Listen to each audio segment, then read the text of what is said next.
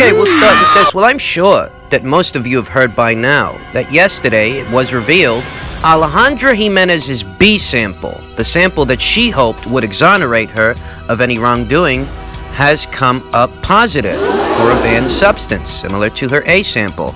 And in truth, in these kinds of situations, it's a rarity that the B-Sample yields any other result than what you get from the A-Sample, you know, but this was her best bet. This was her last out to clear her name, and that doesn't appear to be the case.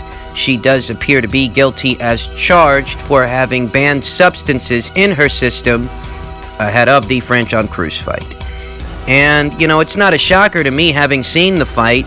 I felt that there was something off about Alejandra Jimenez's performance because it wasn't a fight that she won through technique or tactics or skill. Put simply, she won the fight through strength of arms. That's it. Walking through the very hard-punching CREWS' shots. To see a fighter have come down in weight as far as Alejandra did, to exhibit that kind of durability, punch resistance, and that kind of stamina late in the fight, it's very off. Very suspicious. Franchon's basically throwing the kitchen sink at this girl, and this girl don't bat an eyelash. She don't break a sweat. If you know anything about Franchon, it's even more off. That would only raise your suspicions even further, because Franchon is no slouch. Franchon's no pillow puncher. This girl hits hard. So for Alejandra to have taken the shots as well as she did, in as high abundance as she did, and appear almost completely unaffected late into a fight, round after round, it was very peculiar. It was very strange. Those of you that follow Ring IQ on Facebook saw my post-fight reaction, my live video discussing the subject, that I suspected foul play, that I think that there was more going on there than meets the eye, because it's rather peculiar for a fighter to have lost as much weight as Alejandra did and still have that kind of stamina and punching power late into a fight. It's just not in keeping with what you see with a clean fighter. A dirty fighter, however, well, they've got no ceiling. It all depends on how many banned substances they can load their body with to perform. Pick up a low car. And my sentiments haven't changed. You know, there's not too much new ground to cover here. I feel that given test results, what took place, the fact that the B-Sample has come back positive, it's only right that the decision be reversed and that CREWS' status as a champion be reinstated. It being that she lost it under uneven terms, uneven circumstances. She lost her 2 belts fighting somebody that was on something, and because they were on something, they violated the rules. That throws out the outcome of the contest. Return the belts to the rightful owner. You know, that's what I want to see. And moving forward from that, I would like to see CREWS versus Eileen Ruiz, the only other unified champion at the weight, or CREWS versus the winner of Ruiz versus Napoleon II. If it happens that way, if there is a rematch, I would like to see Franchon fight the winner of that fight, or perhaps fight on the undercard of that fight as a prelude, as build-up for what could be a fight for the undisputed super middleweight championship. I think it's only right. I don't think that Franchon's status as a champion should be held up by this any further.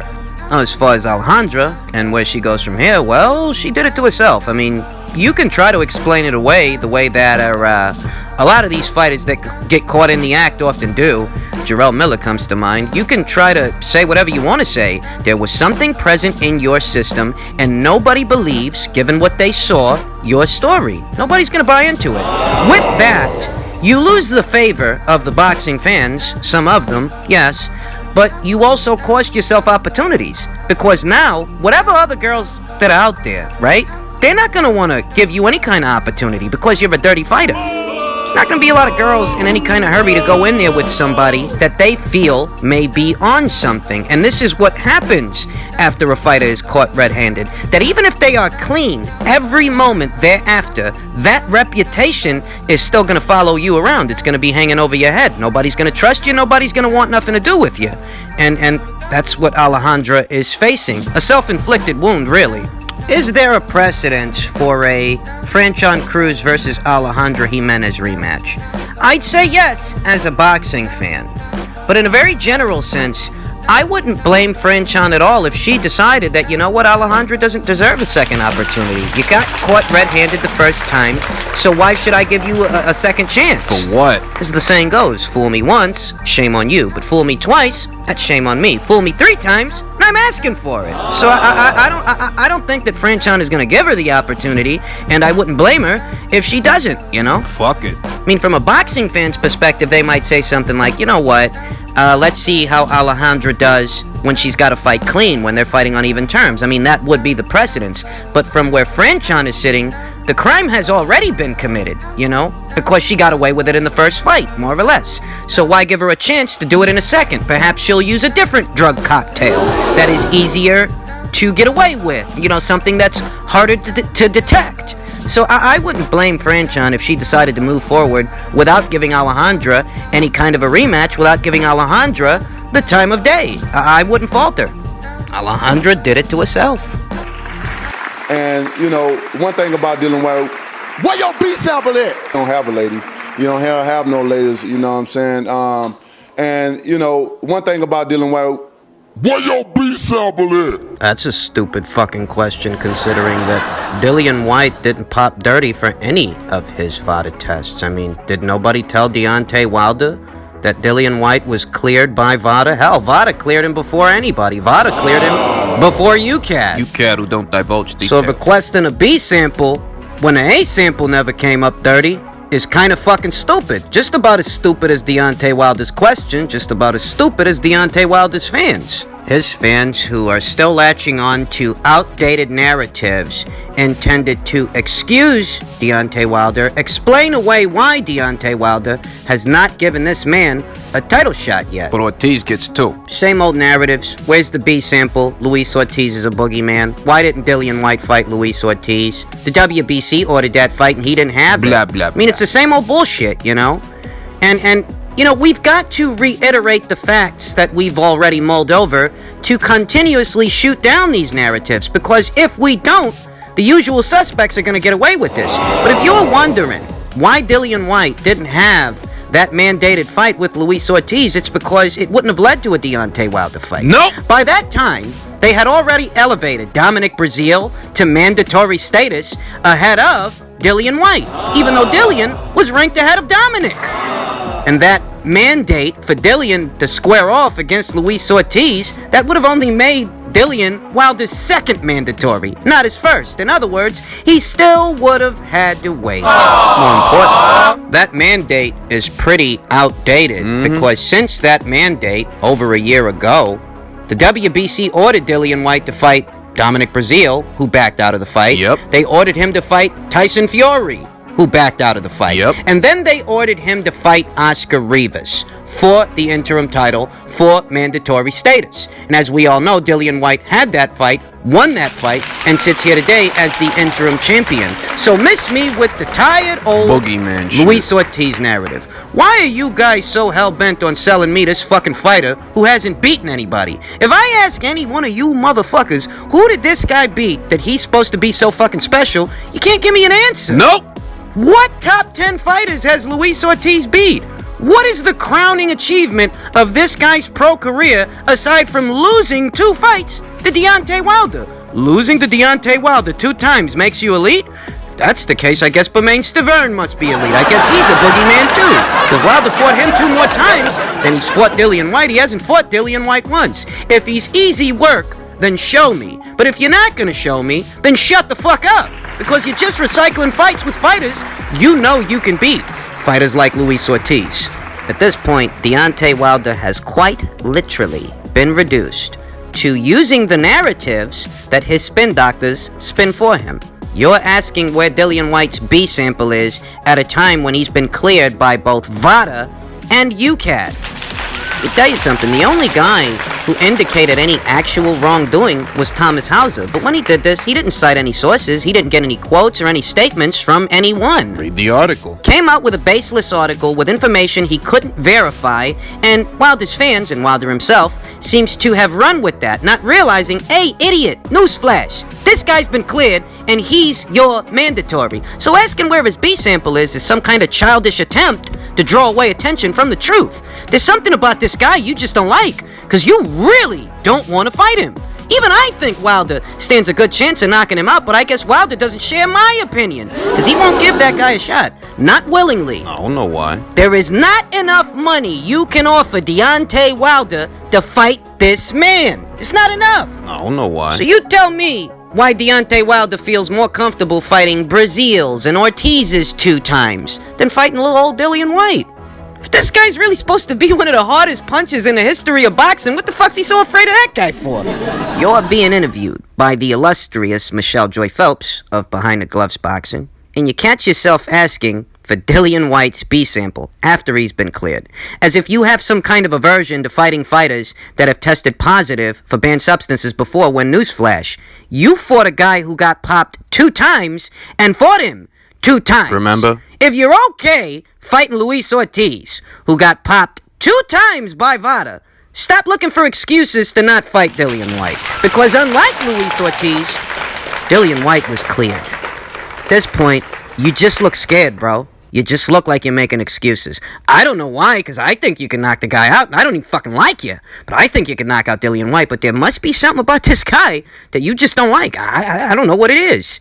Okay? The whole where's Dillian Whyte's B-Sample narrative doesn't make a lot of sense when Wilder was okay fighting a guy who got popped 2 times. Whereas Dillian Whyte, he's been cleared to fight. So why won't you fight him? That's the $1 million question. In other heavyweight news, Luis Ortiz had this to say. He's warning Andy Ruiz, "I'm no Anthony Joshua. Fight me." He was quoted as saying, "I would love to fight any of the top heavyweights. When they asked if I would fight Andy Ruiz, I smiled and said yes with no hesitation," Ortiz told BoxingScene.com. "But I don't make the fights. I just fight who they put in the ring with me. So it's up to my manager, Jay Jimenez, and Al Heyman. Ruiz is a good fighter. He beat Anthony Joshua and showed the world he's a top contender. He showed what he can do, but my friend, I'm no Joshua. I don't know how to run around like Joshua did in the rematch. If it's me in there, it's a real fight. I just want to get back in the ring and show the world what I love to do. Hopefully I'll be back soon, but again, yes, I'd give Andy that work if he wants it." Now I've already expressed my interest in this fight. I do think it's an intriguing matchup. I do think in some ways they are evenly matched because both fighters are on the rebound.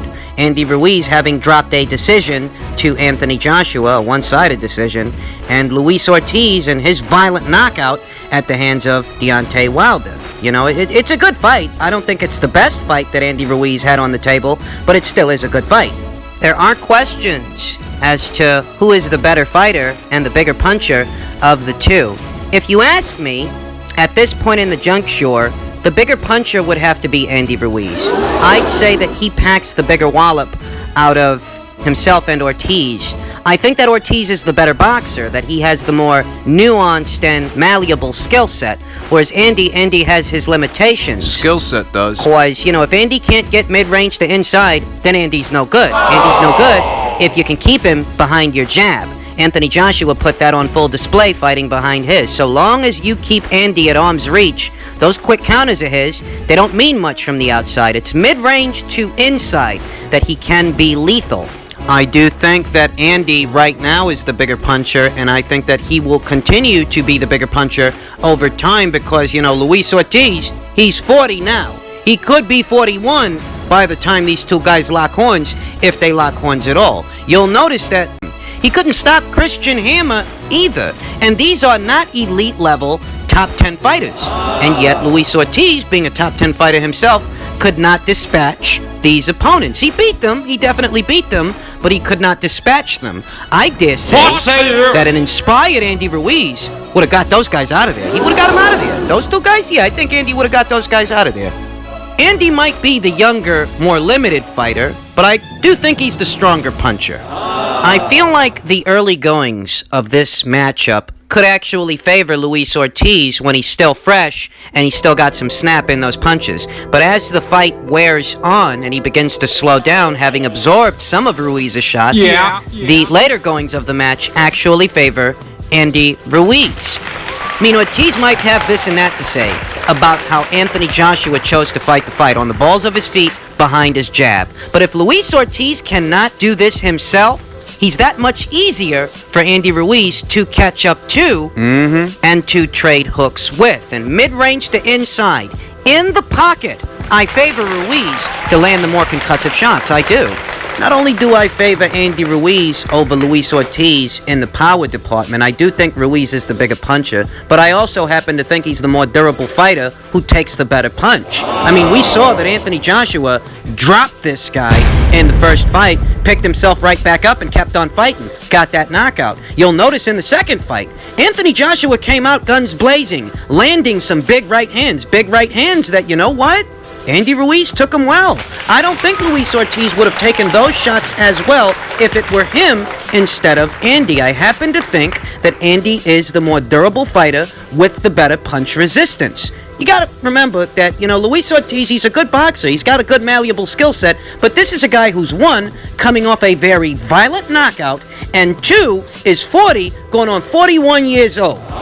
Guy who's been through the amateur system, guy who's been through the pro system, okay? This guy's been through the ringer. He's got wear and tear, as every fighter does over time. I think that if this is to be Luis Ortiz's very next fight, it doesn't bode well for him, because that's saying that he would have fought two concussive punchers in that succession, coming off a knockout. You fight one concussive puncher in Wilder, and he gets you out of there, only for you to go into another fight with another concussive puncher right after that? Not a good idea, especially not for a guy who's 41 years old. I see a scenario to where, hypothetically speaking, if Wilder knocks out Tyson Fury this weekend, and Tyson Fury does not invoke his rematch clause, I could see Wilder moving on from this weekend's fight to potentially face Andy Ruiz. I'm telling you, I'm not convinced that if Wilder wins this weekend's fight by way of knockout, he would then move into an Anthony Joshua fight. I'm of the opinion that he would look for what other alternatives are out there. And this could be an alternative if they make the fight. If Andy fights Ortiz and Andy wins, I'm convinced the PBC would stage a fight between Andy and Wilder as a pay-per-view, ahead of a fight with Anthony Joshua. There's no telling if it's going to happen that way, but that is one possible scenario. So let's see if the powers that be put this thing together.